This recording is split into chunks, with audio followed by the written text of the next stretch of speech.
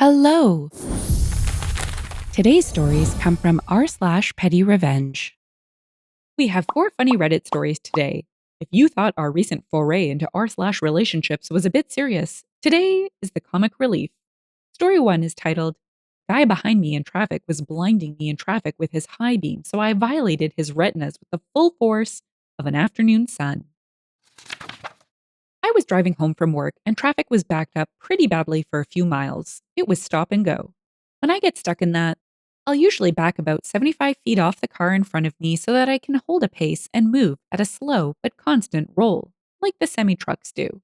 This way, I'm not participating in the bumper to bumper move and brake like the rest of the smooth brain drivers. Some dude in an Acura crossover was behind me, and I guess he was getting upset because I wasn't 2 feet from the car in front of me, driving like a smooth brain.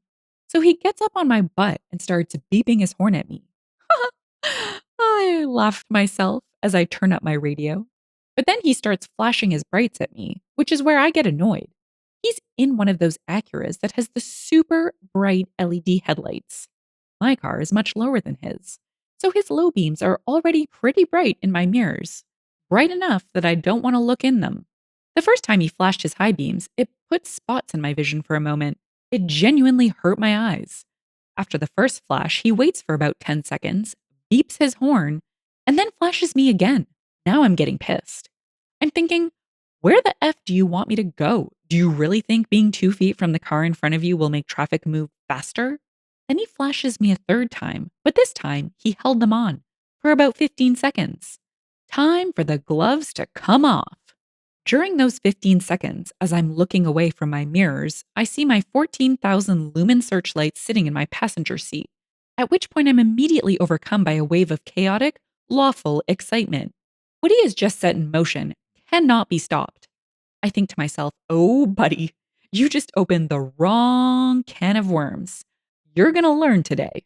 I grab the flashlight and set it to its absolute max 14,000 lumen brightness setting. The flashlight has a sensor in it to automatically dim the light if facing down on a table, because otherwise the diodes would get so hot they would melt the lens. The 14,000 lumen setting is so intense, the 57 watt hour battery can only hold it for 180 seconds before the flashlight automatically notches down to a measly 9,500 lumens. During those 180 seconds, the light will burn through 15% of its battery power. For reference on just how bright this is, the literal fudging sun emits a luminosity of 11,000 lumens per square foot on a bright and clear day. I turn around and aim it straight out the back of my rear window. My car is pretty noisy, so before I turn it on, I rev up my engine to make sure Captain Smoothbrain is eyes forward when I violate his retinas with the full force of an afternoon sun. I hit the power button and can only imagine the freight train of shock and pain that plowed over this man. It was so bright, his automatic headlight shut off because the car thought it was daytime. With the light on, I could see him clear as glass through his tinted windshield. He was covering his eyes and looking down, probably screaming. I watched him try and flip down his sun visor, but his hand couldn't find it, as I thought to myself, burn, you motherflower, burn. I imagine my facial expression was similar to that of a 6-year-old roasting insects with a magnifying glass on a bright summer day. After about 5 seconds of blinding light, I took mercy and shut it off. He proceeded to back way the heck off and move over to a different lane. Was this an unsafe thing for me to do? Absolutely. Was this illegal? Almost certainly. Was it warranted? Without question. Possibly the highlight of my year. Drive safe and don't be a donkey to the car in front of you because they might just have the tools to teach you a lesson. Yes! I hate when people ride your butt in traffic. It is such a pet peeve of mine. Let's jump to the comments where we check out the best punny funs. And if you're like me and this story makes you want to run out and buy one of these lights, fear not, OP shares the deets. Onward. Someone said, possibly the highlight of your year? Yeah, sounds like he could say the same. OP replied, ha, if I bought Reddit coins, I'd give you an award. Made me genuinely laugh. In response to, it was so bright his automatic headlight shut off, Average Crazy Liberal said, nice. Exit Alarmed added, wow, no kidding. His car too backed off in submission. Someone else added, "Bro, you don't want that smoke." Kaneka Nevad said, "I gotta ask, what brand of light is it?" OP replied, "The flashlight is an all-light Marauder 2. It's great for taking the dog out at night, especially living in an area where I very often see coyotes in my backyard. I also do volunteer search and rescue a few times a year, which this light is excellent for. Also, the reason why I bought it." Someone else replied, "One of us, one of us, one of us, r/flashlight represent. To those of you without an odd love of enthusiast flashlights, the Marauder 2 is a sweet little light with approximately 900 meters of throw." Story 2 merges with the usual workplace revenge feel of malicious compliance, but keeps it deliciously petty. Our story is, guess what happens when you write up your best employee after he came in to help on his day off? Not my story, but recently happened to a friend of mine. Personal details omitted, obviously. My buddy Steve has worked at a small business for over 10 years. Most of his time there has been pretty all right, but recently it has become a remarkably worse place to work.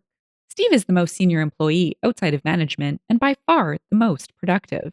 He's always training new hires, working extra hours, helping other departments, you name it. Pretty often, Steve will come in for a couple of hours on his day off to take care of backed up paperwork and general housekeeping of his department. This does wonders for keeping the department running smoothly, especially when they are busy. Management knows about this and approves. Going into the holidays this year, they are absolutely slammed, as usual. Orders are backing up, and it's all hands on deck, extra hours, full tilt. After another 60-hour work week, Steve has a couple days off. On his second day off, he decides to go into work for a few hours. He knows his coworkers are likely too busy to be taking care of the side stuff, so he's being a team player and helping out. While he's finishing up and about to leave, Steve's manager comes up to him and they have the following conversation. "Hey Steve, quit messing around, get back out there and do your job." Steve replies, "Hey manager, sorry, it's my day off. I'm not scheduled to work this shift. I'm just helping out, leaving in like 5 minutes." Manager replies, "The Hades you are, get your butt out there." Steve says, "Nope, not happening. I'm going home." The next day, Steve is predictably brought into the office, dressed down and written up for insubordination.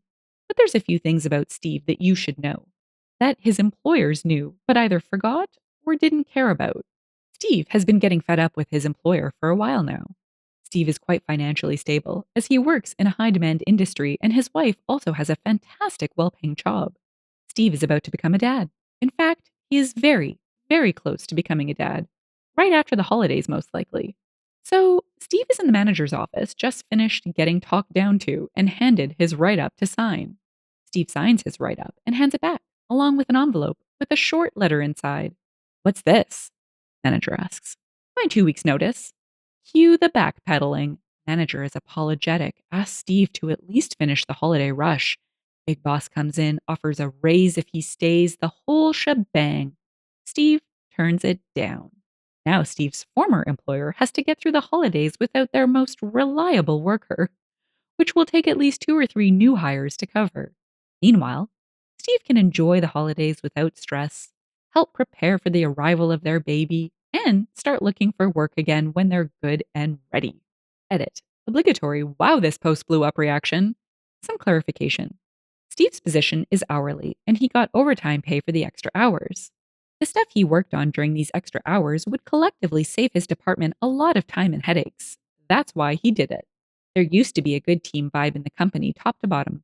Coworkers who were genuinely friends and teammates, so going the extra mile made a good thing even better. Not so much towards the end.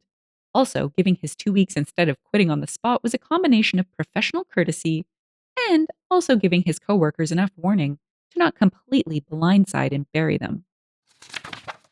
Steve sounds like the type of person who will take it on the chin until he reaches his limit. And if you push him that far, then you better watch out. Let's head to the comments for some great anecdotes and one of the best responses to a formal reprimand I think I've heard so far.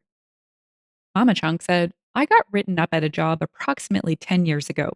I was one of their top 3 performers and not particularly well paid for it already. I got put on a performance plan because they didn't think I was on the phone enough. I called people, but I also used email instead when I thought it was more appropriate. I I was flabbergasted, but signed it, went back to my desk, and had a realization.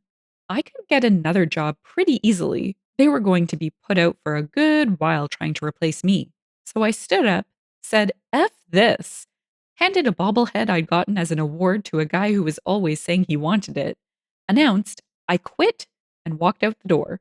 They lost a couple more people shortly thereafter and wound up upping the commission calculations for that position. I got a much better job I stayed at for 6 years. Someone else said, sometimes managers forget that don't bite the hand that feeds you works from the top down just as much as it does from the bottom up. Strix added, or to paraphrase, loyalty works both ways. I've had bosses who never understood that. They were not good bosses.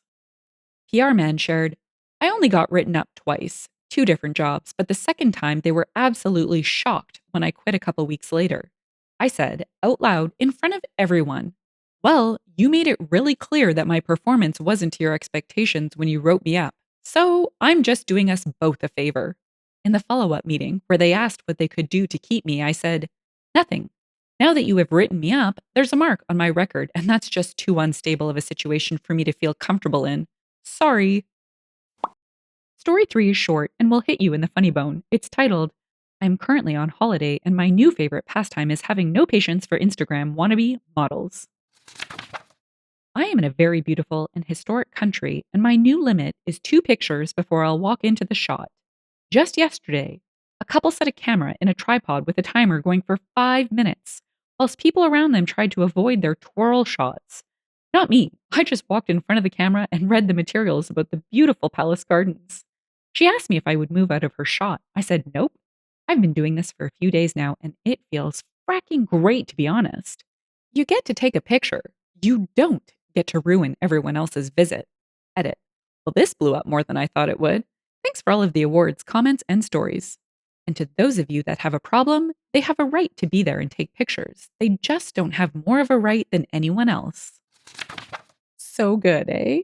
Reading this was timely for me, as I was recently at a spot where you go through a scenic path, and while I was expecting tourists and the odd photo being taken, I wasn't expecting I'd be held up for minutes on end. It got to the point where bypassing people trying to get the perfect shot actually started to compete with the experience I paid for. Anywho, my rant is over. Let's hear from others raging about these entitled models taking up the public space. And there's one anecdote from a mom that can't be missed.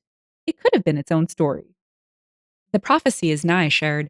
I live in SoCal, and the amount of people on hiking trails or at the beach that set up a photo shoot and expect us all to go around them is too many. I, like me, added, if they are blocking a busy path, I just walk through their shot. I do not give a frack. Red Bomb added, this is the way. I'm an introvert, and passive aggressive is my bread and butter. FWS shared, had this happen at a packed resort I was staying at over Thanksgiving. My daughter was playing in the waterfall in the pool. She is 10. Some lady walks up to her and tells her she needs to leave because she is going to do a TikTok video. I was on a lounge chair about 15 feet away. She comes over and said that lady made her leave to shoot a video. I grabbed her and went back to the waterfall and sat with her. The lady told, not asked me to leave, and I said, nope, it is the middle of the day, it is packed. If you want to get a video by yourself, do it in the morning when the pool is empty. She kept going, but I just turned away and started asking my daughter questions. She gave up after that. Alpaca Tasty Picnic said, yes, if you want a picture with no other people in it, then get up at the crack of dawn and do it then. I bumped into 2 people doing this at 7 a.m. in Seattle, outside the market. Because I was up stupid early because of jet lag and they wanted a shot in the middle of the road, they weren't in anybody's way and got to do several poses before even one car came along. Pinkin Lover added, I mean, sometimes there's a line and people go up, get their one photo, and then move on. No one gets to hog the photo site all to themselves. It's like preschool all over again. Take turns. If story 3 hit your funny bone, our 4th story cuts glass. Trust me, that's funny. You don't know why yet, but you will shortly in story 4. Karen complains to HR about my body. I Uno reverse her complaint. Everyone hates her. Disclaimer.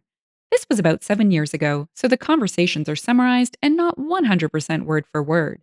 I used to work in a call center where everyone had little cubicles. You could chat with people on either side or behind you if things got slow. But anyone on the other side of the divider was sort of hard to see or chat with. Only important because Karen was in this hard to see location from me. I have issues with overheating, medical stuff. I like to sit right under the AC vent. Nobody fought me for this because it was a little too cold for most people. Well, being a woman, this meant that sometimes I had some nipple pokey issues on some days. It's perfectly natural and to most people not noticeable because it was under my shirt and bra. Karen notices this and makes a report to HR.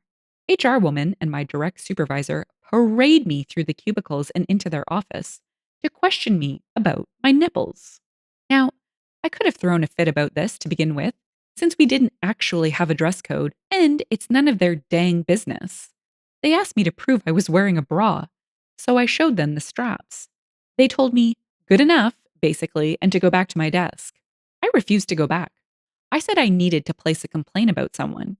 They asked me who I was reporting. I said, I don't know, but you do.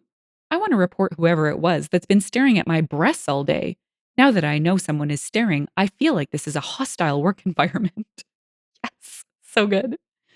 They acted like I was joking at first until I said, if you don't have a talk with them, I will go over your heads and report you for forcing me to reveal my bra to you.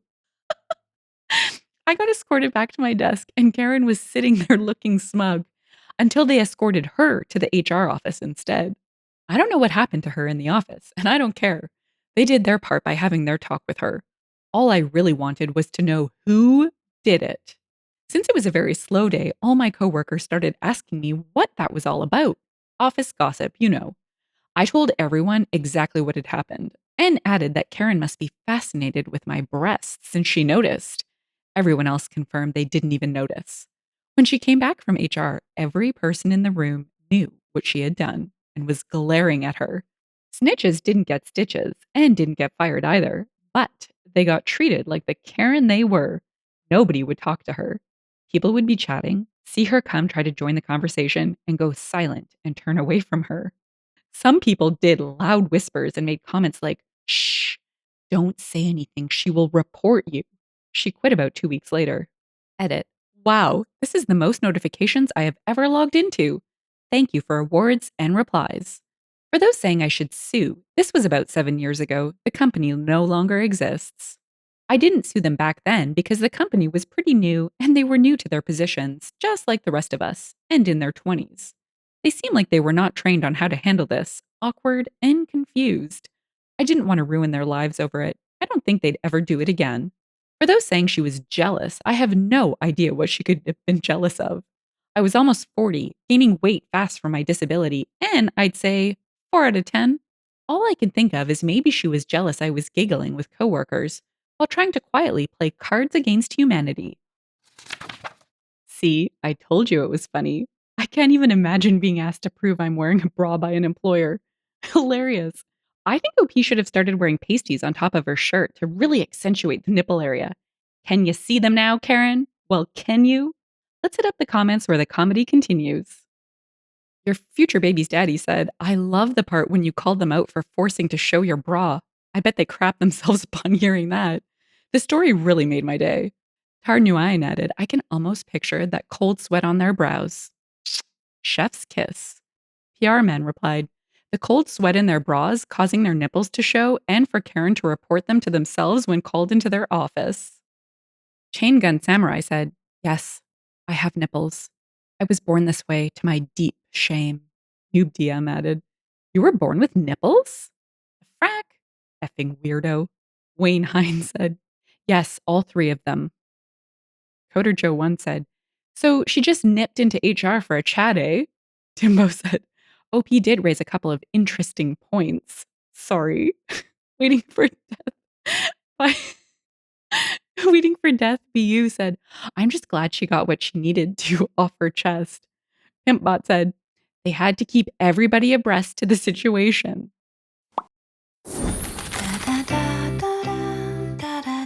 If you've enjoyed the story and would like to hear more, consider liking, subscribing, and leaving a comment. Thanks, and bye for now.